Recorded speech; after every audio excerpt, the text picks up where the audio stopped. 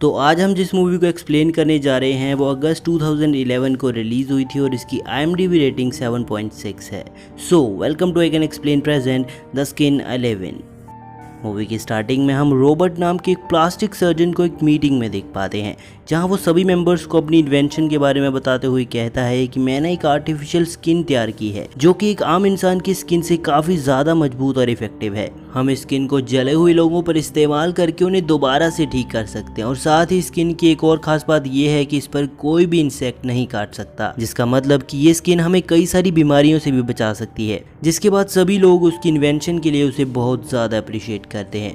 Meeting के बाद हम रॉबर्ट को एक पार्टी में उसके सीनियर के साथ देखते हैं, जहां वो रॉबर्ट से पूछता है कि आखिर तुम इस स्किन को बनाते कैसे हो।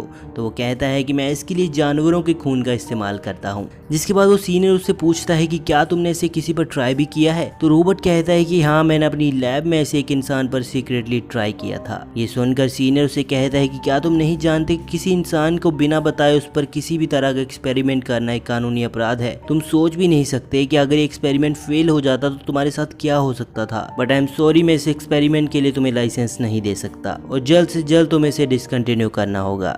जिसके बाद रॉबर्ट कुछ समय पार्टी से घर आ जाता है, जहां हम वेरा नाम की एक लड़की को देखते हैं जिसे रॉबर्ट ने अपने एक्सपेरिमेंट के लिए कैद कर रखा था और साथ ही उसकी देखभाल के लिए एक मेड को भी अपॉइंट किया हुआ था, जिसे रॉबर्ट माँ कह के बुलाता था क्योंकि उसी मेड ने उसे भी पाल पोस कर बड़ा किया होता है। रॉबर्ट ने वेरा के रूम में कई सारे कैमरास लगा रखे थे ताकि वो उस पर नजर रख सके। तभी हमें पता चलता है कि वेरा इस सबसे बिल्कुल भी खुश नहीं थी। वो किसी भी तरह यहाँ से भागना चाहती थी, इसीलिए उसने कई बार सुसाइड करने की कोशिश भी की, लेकिन उस आर्टिफिशियल स्किन की वजह से उसे कुछ भी नहीं होता था। जिसके बाद हमें यह भी पता चलता है कि वेरा की शक्ल रॉबर्ट की मरी हुई वाइफ से मिलती थी। वहीं एक दिन रॉबर्ट किसी काम से बाहर जाता और तभी उस मेड का बेटा जैका, जो कि एक चोर और थोड़ा पागल टाइप का था, वो छिपने के लिए किसी तरह अपनी मॉम को इमोशनल करके घर के अंदर आ जाता है, जहां उसकी मॉम उसे खाना देती है और तभी उसकी नजर टीवी पर पड़ती है, जहां वो वेरा यानी रॉबर्ट की वाइफ की हमशक्ल को देखता है। जिसके बाद वो अपनी माँ को रस्सी से बांधकर वेरा के रूम में जाता है और वो अंदर जाकर वेरा का रेप कर देता है। तभी अचानक रॉबर्ट भी घर पे आ चुका था और ऐसा होते देख वो जैका को गोली मार के वेरा को अपने गले से लगा लेता है। वहीं आज पहली बार रॉबर्ट वेरा के लिए इतना परेशान दिख रहा था, क्योंकि वेरा की शक्ल उसकी मरी हुई वाइफ से मिलने की वजह से वो वेरा के साथ ऐसा होते हुए नहीं देख पाया। जिसके बाद हम मेड को रूम की सफाई करते हुए देखते हैं, जहां वो वेरा को बताती है कि आज रॉबर्ट ने अपने ही भाई को मार दिया है। दरअसल रॉबर्ट और जैका मेरे ही बेटे थे, लेकिन इन दोनों के फादर अलग होने की वजह से दोनों का बचपन एक जैसा नहीं बीता। वहीं जैका बचपन से ही ड्रग्स लेने लग गया था, लेकिन रॉबर्ट के फादर ने उसे एक अच्छे स्कूल में डाला और वो पढ़ लिख कर एक बहुत बड़ा प्लास्टिक सर्जन बन गया और आगे जाकर उसने एक बहुत ही खूबसूरत लड़की से शादी भी की, जिससे रॉबर्ट बहुत ज़्यादा प्यार करता था। इसीलिए उसने तुम्हारी शक्ल भी अपनी वाइफ की तरह बनाई है। रॉबर्ट इसलिए आज ऐसा हो गया है क्योंकि वो अपनी वाइफ के मरने की वजह से पूरी तरह से टूट चुका था। लेकिन रॉबर्ट ये बात नहीं जानता कि मैं ही उसकी असली माँ हूँ, क्योंकि उसके फादर ने मुझे वो दर्जा कभी दिया ही नहीं और रॉबर्ट को इस बात से भी बिल्कुल अनजान रखा। वहीं जब जैका ने पहली बार रॉबर्ट की वाइफ को देखा तो वो उसे पसंद करने लगा और साथ ही वो भी उसे लाइक करने लगी थी। एक दिन वो दोनों घर से भाग गए, लेकिन उन दोनों की कार का एक्सीडेंट हो गया, जिसमें जैका तो बच गया लेकिन रॉबर्ट की वाइफ बुरी तरह से जल गई थी। ये बात जानने के बाद भी कि उसकी वाइफ ने उसे धोखा दिया है, वो उसे घर ले आता है और वो हमेशा उसे यकीन दिलाता कि वो जल्द ही उसे ठीक कर देगा। वहीं रॉबर्ट की वाइफ को भी इस बात का दुख था कि उसने रॉबर्ट को चीट किया है, इसलिए वो हमेशा अपने रूम में अंधेरा करके बैठी रहती। वहीं रॉबर्ट ने उसके रूम में सारे मिरर हटा दिए थे ताकि वो खुद को देखकर कहीं डर ना जाए। इन दोनों की एक बेटी भी थी और जब एक दिन वो गार्डन में खेल रही होती है तभी वो उसकी आवाज सुन लेती है। जैसे ही वो उसे देखने के लिए विंडो खोलती है तो वहां लगे मिरर में खुद को देखकर डर जाती है और वहीं से कूदकर अपनी जान दे देती है। वहीं अपनी माँ को इस तरह मरते हुए देख उसकी बेटी के दिमाग पर बहुत बुरा असर होता है और इसीलिए उसे मेंटल हॉस्पिटल में शिफ्ट भी करना पड़ा और इस तरह रॉबर्ट बिल्कुल अकेला पड़ गया था। तभी अचानक रॉबर्ट वहां आता है और वो मेड स्टोरी सुनाना बंद कर देती है। जिसके बाद रॉबर्ट वेरा को अपने रूम में ले जाता है, जहां वो दोनों एक दूसरे के काफी करीब आते हैं। वहीं जब ये दोनों सो रहे होते हैं तभी उन दोनों को एक ड्रीम आता है और इन ड्रीम्स की हेल्प से हमें ये बताने की कोशिश की गई है कि दरअसल वेरा कौन थी और वो कैसे यहाँ पर पहुंच गई।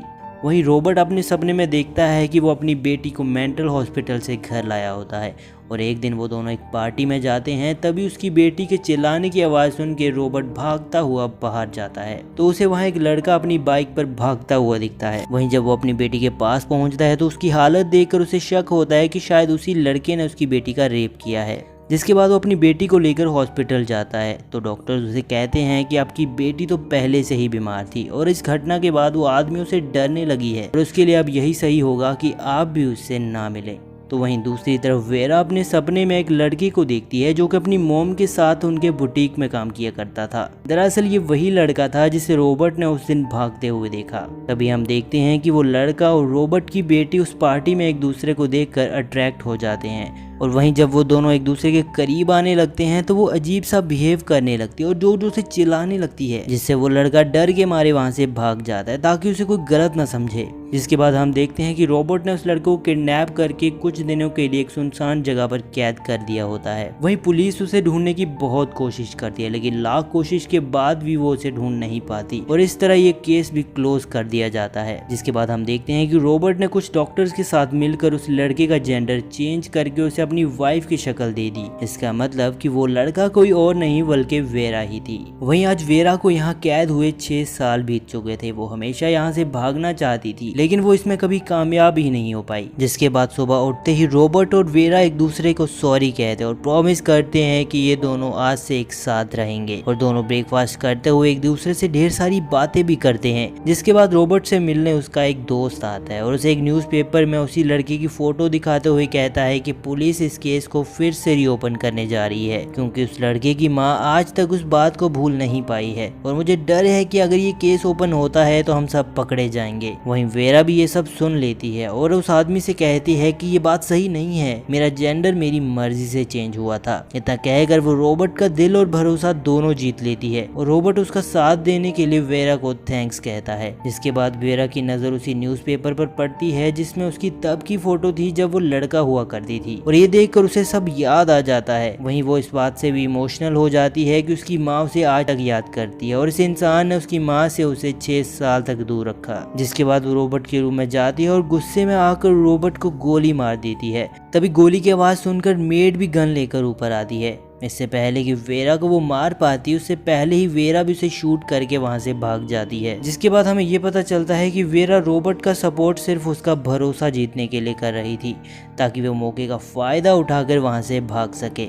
उसके बाद हम वेरा को उसकी माँ के बुटीक में देखते हैं जहां वो अपनी माँ को अपने साथ हुई हर एक बात बताती है कि किस तरह उसे किडनैप करके लड़के से लड़की बना दिया गया और ये बात सुनने के बाद उसकी माँ को भी उस पर यकीन हो जाता है और इसी रियूनियन सीन के साथ ये मूवी यहीं पर समाप्त होती है। सो आज की वीडियो में बस इतना ही। अगर आपको वीडियो पसंद आई है तो लाइक करें, शेयर करें और हाँ, सब्सक्राइब करना ना भूलें इस चैनल को। अब मिलते हैं नेक्स्ट वीडियो में। Till then good bye.